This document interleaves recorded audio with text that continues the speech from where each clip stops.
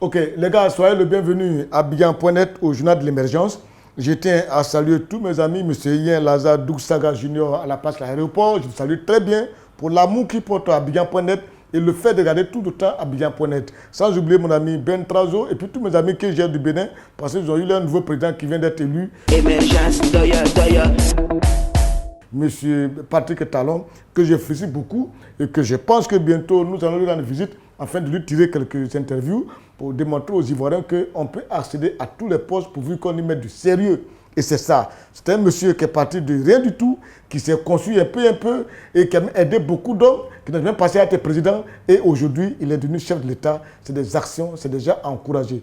Patrick Talon, c'est quelqu'un qui s'est construit. Ça, c'est des exemples, ça. C'est-à-dire, il s'est battu pour devenir quelqu'un et devenir chef d'État. Il est issu d'une famille pauvre, il s'est tout débrouillé tout seul pour devenir comme ça. Félicitations, monsieur le chef de l'État du Bénin, monsieur Patrick Talon.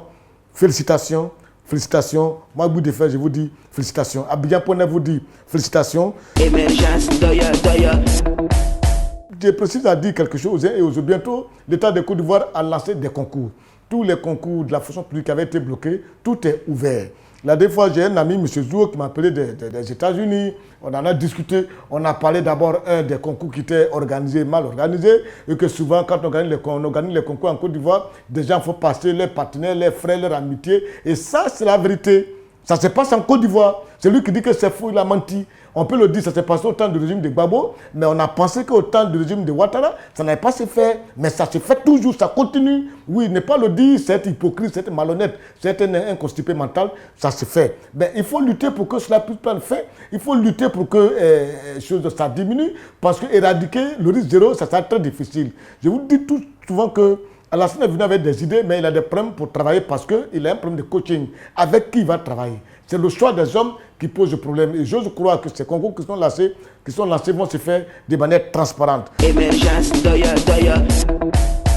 je tiens à le remercier et à le dire. Vous avez vu par exemple, Sam l'Africain, il est rentré au pays, il a été accueilli par plein d'hommes, les gens, des militants du FPI sont descendus à l'aéroport. Et c'est à ça que je veux que nous arrivons. C'est-à-dire, il faut qu'on ait la liberté d'expression.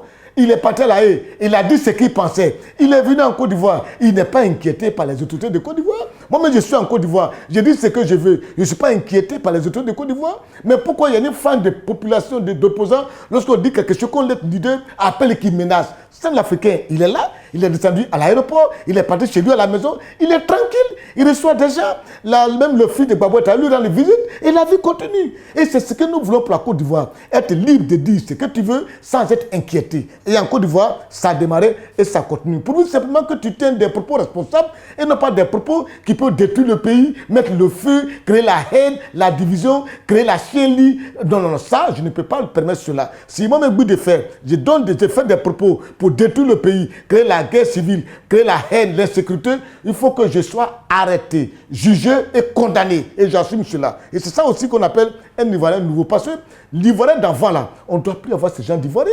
C'est-à-dire un Ivoirien d'avant qui n'a pas d'abord, il n'aime pas travailler, il n'a pas de respect des autorités, il n'a pas de respect de ses aînés, il fait ce qu'il veut, l'argent facile, c'est qu'il a un problème. Non.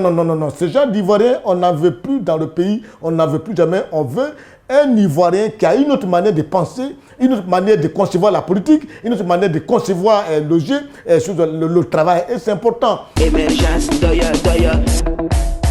c'est pour ça que quand tu es opposant, il faut avoir un langage propre. Juste pour ne pas que demain, quand tu es opposant, tu tiens des propos qui ne sont pas bien, et demain, quand tu deviens chef d'État, tu dis encore que oui, tes opposants te parlent mal. Alors que toi-même, tu le fais aussi avant. Ce que je dis, c'est valable pour Alassane Ouattara et pour Gbagbo Laurent. Et c'est ça. Parce que quand tu tiens des propos, demain on va te tenir ces mêmes propos-là. Quand Gbagbo Laurent se permet de s'asseoir à son temps, au temps de Fouba, il dit vous faites voler. Regardez la réaction des jeunes, vous avez de l'autorité que vous faites était, l'aîné que vous faites était. Eh bien, quand lui aussi est passé président, des jeunes sont comportés d'une manière contre lui. C'est comme quand Alassane dans l'opposition, quand il dit je vais rendre ce pays ingouvernable. Et puis demain maintenant, aujourd'hui, les chefs d'État. Et si quelqu'un d'autre veut rendre le pays ingouvernable, qu'est-ce que lui va dire? C'est pour ça quand tu es opposant, il faut savoir parler. Parce que ce que tu ne veux pas qu'on te fasse, il ne faut pas faire ça demain aux autres.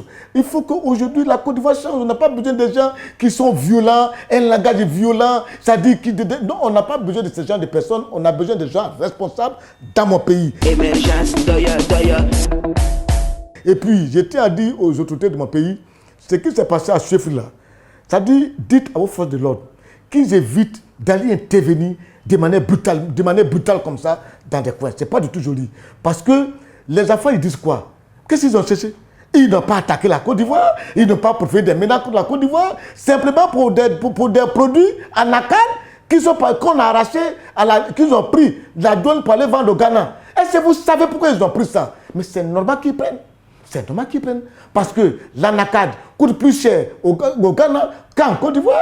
Il est déjà produit du Ghana. Il se dit quoi? Je prends mon produit, j'envoie au Ghana, je gagne plus au lieu de venir vendre en Côte d'Ivoire où je gagne moins. Mais si vous ne voulez pas que les Ivoiriens qui sont pour la frontière du Ghana prennent les produits pour aller les vendre au Ghana, mais faites le même tarif d'achat que le Ghana.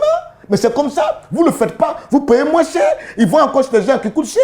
Où ils peuvent avoir plus, vous allez vous fâcher et on envoie des militaires contre eux. Jusqu'à il y a 1 mois, 2 mois, c'est pas joli. Hein. J'aime pas de la manière que ce dossier a été traité. J'aime pas du tout. Avant que des militaires n'aillent quelque part pour intervenir, il faut qu'il y ait un ordre qui vient de l'instance supérieure de la nation, qui juge le problème avant d'entrer sur un territoire. Je n'ai pas aimé de la manière que le dossier a été réglé à Chefri. À bon entendeur, salut. Émergence, doya. N'oubliez pas que le 9 avril, je suis à l'Institut français au plateau à partir de 20h au cœur du pouvoir avec Wallace, Guy Danger, Guy Tao, en fait tout le monde en fait, Korwabou, en fait tous mes gars sont là-bas quoi. Voilà, Bassamouka, Sommet Perpétue, à bon entendeur, 9 avril à l'Institut français. Je quitte. Émergence, doya.